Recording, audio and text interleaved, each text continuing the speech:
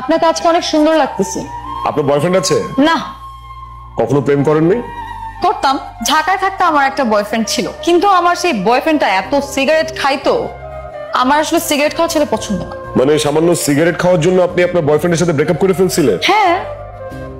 আপনি বাংলাদেশকে মিস করেন না? করি। বাংলাদেশে যেতে ইচ্ছা হয় না?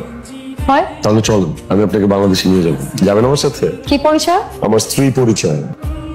মানে আমি আপনাকে ভালোবাসি, আমি আপনাকে বিয়ে করতে চাই, আমি আপনাকে আমার স্ত্রী পরিচয় বাংলাদেশে নিয়ে যেতে চাই। না, সম্ভব না। কেন? প্রথমত আমি এখানে স্টাফ, আমি চাইলেই এখান থেকে বের হতে পারবো।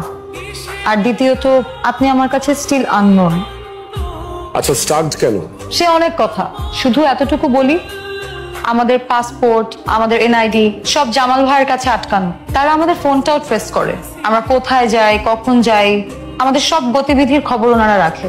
এখান থেকে বের হওয়া আমার জন্য এতটাও সহজ না। আর আমি এখান থেকে যেতে পারলেও আমার বান্ধবী সাবাবা ছাড়া আমি এখান থেকে বের হব। আমি আপনাদেরকে এখান থেকে বের করে নিয়ে যাব। তার আগে আপনি বলেন, আপনি কি সত্যি আমাকে ভালোবাসেন?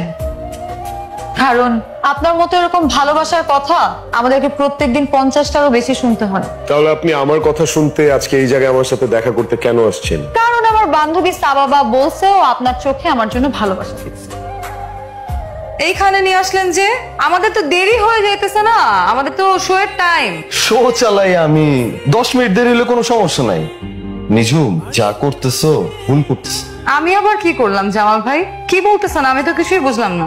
বুঝবা, সময় হইলেই বুঝবা। শোনো নিঝুম, রাতুল ভাই কিন্তু টুরিস্ট মানুষ, এখানে আইসে মজা করতেছে, চিল করতেছে, মাস্তি করতেছে, সবকিছু করতেছে। তোমার মতো নিঝুম কিন্তু ওনার লাইফে 100টা আগেও আইছে, আবার ভবিষ্যতেও আইব। মধু দেখ, তুমি কিন্তু হারায় যাইবা। আমার নিয়ে আপনারা তো ভাবা লাগবে না জামাল ভাই, আমার ভালো আমি নিজে বুঝি। ভালো করে কইছি তো, এই কারণে ভালো লাগে না। আমি সাফ একটা কথা খুব ভালো করে কইতেছি, আজকের পরের থেকে ওই রাতুলের লগে কোনো যোগাযোগ করলে এমন জায়গায় নিয়ে ফালামু না, ওই দেয়ালের বাইরে দিন না রাত এটাও কিন্তু টের পাইবা না। তোরে আমি কইতেছি, আজকের পরের থেকে আমি যদি দেখছি ওই রাতুলের সাথে নিঝুম কথা কইতেছে, তোর খবর আছে, কথাটা মাথার মধ্যে ঢুকাই রাখিস। আমি তোকে রেখে এখান থেকে যেতে চাই না। তুই আমাকে একবার বল, আমি এখান থেকে যাবো না, আমি তোকে ছেড়ে যাবো না। কি বলতেছিস সেগুলা নিঝুম? এটা কোনো লাইফ? সবার এই কপাল হয় না রে দোস্ত। রাতুল ভাই তোকে একটা নতুন জীবন দিবে। আর তোর কি হবে? আমার কথা ভাবিস না দোস্ত, আমি জামালের সাথে থাকবো। জামাল আমাকে প্রমিস করছে জানিস, ও দেশে ফেরত যাবে। ওর একটা স্বপ্ন আছে, ওইখানে একটা ক্লাব দিবে, একটু টাকা পয়সা গুছাবে, তারপর আমরা দেশে গিয়ে নতুন জীবন শুরু করবো। আর আমি তোকে কথা দিচ্ছি যে আমি তোকে এখান থেকে নিয়ে যাবো, যেইভাবেই হোক। জামাল ভাই যাক আর না যাক। তুই এসব কথা বাদ দে তো, তুই যা, নিজের খেয়াল রাখ। আমার বান্ধবীকে আপনার কাছে দিয়ে গেলাম ভাই, ওকে কষ্ট দিয়েন না। ওকে তো আপনাকে সত্যি অনেক ভালোবাসে ভাই। রাখো তো ভালোবাসা, এইগুলো কথা বলার সময় এখন না, তাড়াতাড়ি এয়ারপোর্ট যাও। ঠিক আছে, গো ফাস্ট। রাতুল ভাই, নিঝুমের হাতটা মাঝপথে ছেড়ে দিয়ে না প্লিজ।